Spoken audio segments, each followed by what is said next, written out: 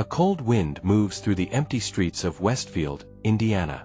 Most houses are dark, curtains drawn, coffee makers still silent. But one light flickers on at the corner of Oak and 3rd. A woman steps out, locking the door behind her. She's small, in a faded jacket, with tired eyes that still manage to hold a kind of quiet strength. Over her shoulder, a heavy tote filled with hospital scrubs. She walks fast, head down, sneakers tapping against the sidewalk. This will be her first shift of the day. By the time she makes it home again, it will be close to midnight. She doesn't complain, she doesn't stop. For her, this isn't just a job, it's the only way to keep the people she loves afloat. And yet, in the middle of this long, unbroken routine, something is about to happen that will stop her in her tracks. The hospital's side entrance is still locked when she arrives. The faint glow of vending machines inside the lobby spills onto the concrete, catching the edges of her breath in the cold air. She stands for a moment, adjusting the strap of her tote before stepping into the warmth of the lobby once the doors click open. The hallway smells faintly of coffee and disinfectant, a mix she has long since stopped noticing. She changes quickly in the locker room, her old jacket folded neatly into the corner of her locker, her scrubs crisp but plain. By 5:58 a.m., she's already at the nurse's station, scanning charts, checking on the first patients of the day. Her movements are practiced, but not rushed. She knows the rhythm by heart. One patient asks for water, another needs a blanket, and somewhere down the hall, a monitor beeps in steady time. She gives each person the same quiet care, whether they remember her name or not. Most people don't see the hours before and after this shift. They don't see her clock out, walk across the parking lot, and head straight into a second job at the assisted living center. They don't see her standing at a grocery store register later in the evening, helping a customer bag bread and milk with the same patient hands she used to check a blood pressure that morning. And yet, every shift, every errand, every tired step back home is for the same reason, a promise she made long before the exhaustion set in. She has never broken it. By the time the sun breaks through the clouds, she's halfway through her second job. The assisted living center smells faintly of oatmeal and laundry detergent, the steady hum of a dryer filling the hallway. She greets residents by name, remembering who likes sugar in their tea and who prefers to sit by the window. Her smile is small but genuine, even when her back aches from lifting and her knees stiffen from walking non-stop. Hours blend together, and when her shift ends, there's no pause. She trades her name badge for an apron, stepping into the warm hum of the grocery store. The fluorescent lights are bright after a day of soft hospital lamps, the beeping of registers a different rhythm but one she knows well. She moves from stocking shelves to ringing up customers, answering quick questions about where to find cereal or flour. A young boy hands her a crumpled dollar for a candy bar. She counts out his change with care, even though her hands are tired. Her co-workers notice how little she sits, how she brushes off offers to take her break early. She doesn't say that breaks don't feel restful when you know another shift is waiting tomorrow. Late in the evening, she walks out into the night, grocery bags of discounted items for dinner swinging at her side. Streetlights stretch her shadow long across the pavement as she heads home, her thoughts already on the alarm clock that will sound before dawn. The city is quiet now, but the weight she carries never rests. It was Thursday, February 13, 2023, and the morning started like so many before it. Cold air biting against her cheeks, the distant hum of traffic mixing with the sound of her own footsteps. She finished her hospital shift just as the sky turned from gray to a pale blue, the parking lot slick with the last traces of overnight frost. On the bus to the grocery store, she sat near the back, hands wrapped around a paper cup of coffee that had cooled too quickly. She noticed a man glance her way, then quickly backed down at his phone. There was nothing unusual in it, yet she felt an odd awareness, like the air had shifted slightly. At the store, she worked her register with her usual rhythm, scanning items, greeting customers, and exchanging brief conversations that felt warmer than the weather outside. Around 4:30 p.m., just as the after-work crowd began to swell, a customer handed her a folded piece of paper along with a few bills for payment. His voice was steady, almost casual, as he said, "This is for you." She blinked, instinctively reaching for the receipt printer, but he had already turned and walked toward the exit.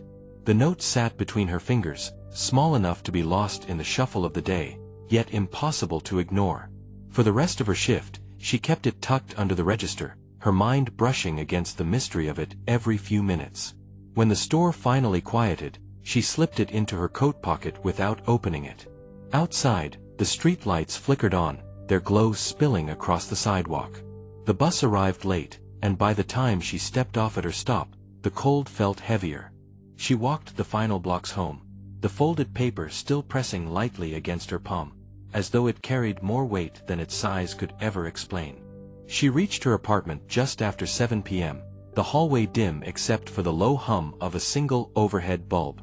Her shoes left faint marks on the worn carpet as she unlocked the door, stepping into the quiet she had been craving all day. The heat had kicked on earlier, filling the air with the familiar scent of old radiators. She set her grocery store apron on the counter, removed her coat, and placed the folded piece of paper on the small kitchen table. For a moment, she just stood there, hands resting on the chair back, staring at it as if it might move on its own. She told herself it could be anything, maybe a thank you from a regular customer, maybe a short prayer, maybe even a coupon someone thought she'd use, but none of those guesses explained the way her chest tightened. Slowly, she sat down, the chair legs creaking against the linoleum. She picked up the note, the paper slightly warm from her pocket. Her fingers hesitated before breaking the fold. Inside, written in neat, careful handwriting, were words she hadn't expected to see. "You matter more than you know. This is to make life a little easier. Please accept it, no strings attached." Folded within the paper was a crisp $500 bill stack, secured with a small rubber band. She stared at it, her mind caught between disbelief and a flood of questions that had no quick answers. Who knew enough about her life to give this? How did they know she needed help? And why her, of all people? The clock on the wall ticked steadily, grounding her in the moment, but her thoughts ran miles ahead. She held the note again, tracing the edges with her thumb, and felt an unexpected warmth that had nothing to do with the heater running in the corner. The next morning, February 18th, 6:15 a.m., the streets were still quiet as she drove to the hospital for her first shift. The note was tucked in her purse, and the envelope of money hidden inside her dresser drawer, but her mind was far from settled. Every face she passed in the parking lot made her wonder. Was it someone from the ER staff who'd noticed how she never turned down an extra shift? A patient's family who remembered her kindness?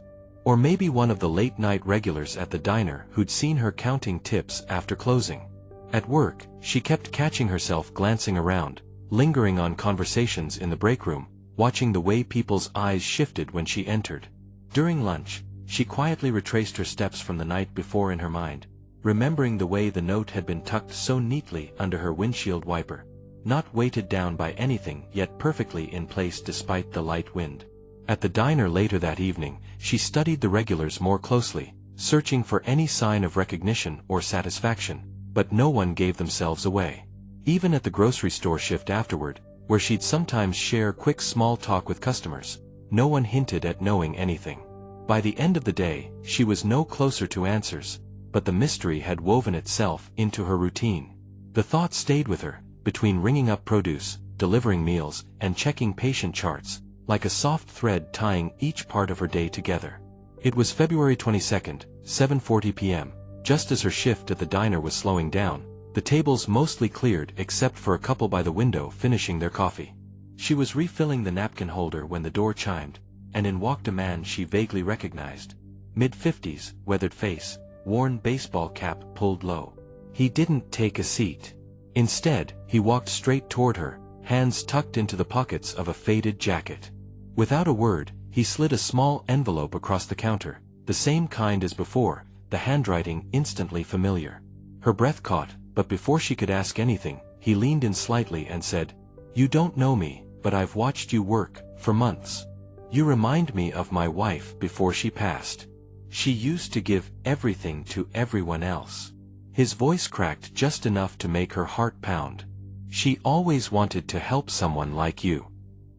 He gave a quick nod, eyes wet but steady, then turned and walked out into the cold night air, leaving the bell above the door to echo in his place. She opened the envelope slowly, another $2,000 and a note, just 3 words, "Keep going forward." Standing there in the quiet diner, she realized the mystery wasn't about the money anymore. It was about the unseen kindness that still existed in the world, the kind you don't expect but changes you all the same.